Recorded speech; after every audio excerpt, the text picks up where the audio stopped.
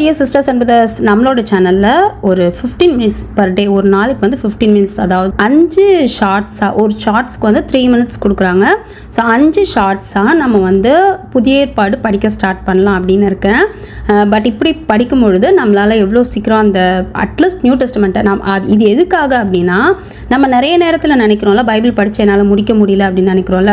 At least ஒரு 15 minutes நம்ம Bible படித்தோன்னா நம்மளால் எப்படி இந்த நியூ டெஸ்டமெண்ட் முடிக்க முடியுது அப்படிங்கிறத நம்ம பார்க்கலாம். ஸோ இது நான் வாசிக்கும் போது நீங்களும் முடிஞ்சால் பைபிள் எடுத்து வச்சு நீங்களும் வந்து கூடவே பைபிள் படிங்க.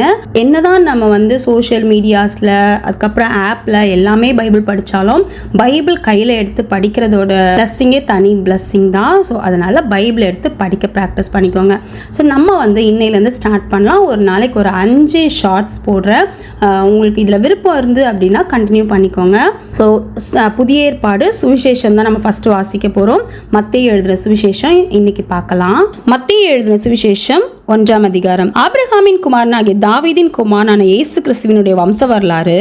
ஆபிரகாம் ஈசாக்கை பெற்றான், ஈசாக்கு யாக்கோபை பெற்றான், யாக்கோபு யூதாவையும் அவன் சகோதரரையும் பெற்றான், யூதா பாரேசையும் சாராவையும் தாமாரினிடத்தில் பெற்றான், பாரேஸ் எஸ்ரோமை பெற்றான், எஸ்ரோம் ஆராமை பெற்றான், ஆராம் அம்மினதாபை பெற்றான், அம்மினதாப் நகசோனை பெற்றான், நகசோன் சல்மோனை பெற்றான், சல்மோன் போவாஸை ராகாபினிடத்தில் பெற்றான், போவாஸ் ஓபேதை ரூத்தினிடத்தில் பெற்றான், ஓபேத் ஈசாயை பெற்றான், ஈசாய் தாவீது ராஜாவை பெற்றான், தாவீது ராஜா உரியாவின் மனைவியாயிருந்தவளிடத்தில் சாலமோனை பெற்றான், சாலமோன் ரெஹோபெயாமை பெற்றான், ரெஹோபெயாம் அபியாவை பெற்றான், அபியா ஆசாவை பெற்றான், ஆசா யோசபாத்தை பெற்றான், யோசபாத் யோராமை பெற்றான், யோராம் உசியாவை பெற்றான், உசியா யோதாமை பெற்றான், யோதாம் ஆகாஸை பெற்றான், ஆகாஸ் எசேக்கியாவை பெற்றான், எசேக்கியா மனாசேயை பெற்றான், மனாசே ஆமோனை பெற்றான், ஆமோன் யோசியாவை பெற்றான்.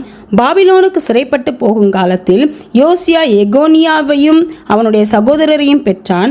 பாபிலோனுக்கு சிறைப்பட்டு போன பின்பு எகோனியா சலாத்தியலை பெற்றான், சலாத்தியல் சொரபாபேலை பெற்றான், சொரபாபேல் அபியூதை பெற்றான், அபியூத் எலியாக்கீமை பெற்றான், எலியாக்கீம் ஆசோரை பெற்றான், ஆசோர் சாதோக்கை பெற்றான், சாதோக்கு ஆகீமை பெற்றான், ஆகீம் எலியூதை பெற்றான், எலியூத் எலியேசாரை பெற்றான், எலியாசார் மாத்தானை பெற்றான், மாத்தான் யாக்கோபை பெற்றான், யாக்கோபு மரியாளுடைய புருஷனாகிய யோசேப்பை பெற்றான், அவளிடத்தில் கிறிஸ்து என்னப்படுகிற இயேசு பிறந்தார். இவ்விதமாய் உண்டான தலைமுறைகள் எல்லாம் ஆபிரகாம் முதல் தாவீது வரைக்கும் 14 தலைமுறைகளும், தாவீது முதல் பாபிலோனுக்கு சிறைப்பட்டு போன காலம் வரைக்கும் 14 தலைமுறைகளும், பாபிலோனுக்கு சிறைப்பட்டு போன காலம் முதல் கிறிஸ்து வரைக்கும் 14 தலைமுறைகளுமாம்.